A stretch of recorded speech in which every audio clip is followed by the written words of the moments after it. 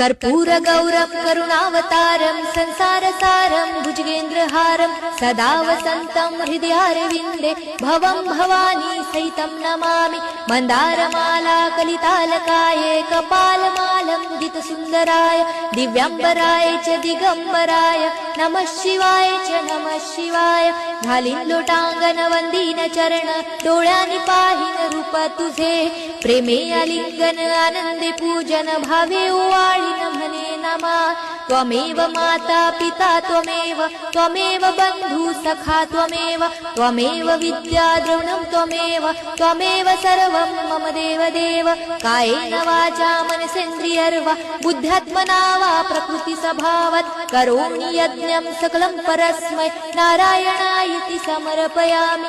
अच्युतं केशवं राम नारायणं कृष्णदामोदरं वासुदेवं हरे श्रीधरं माधवं गोपिका वल्लभं जानकी नायकं रामचन्द्रं भजे। हरे राम राम राम हरे हरे हरे कृष्ण कृष्ण कृष्ण हरे हरे हरे राम राम राम हरे हरे हरे कृष्ण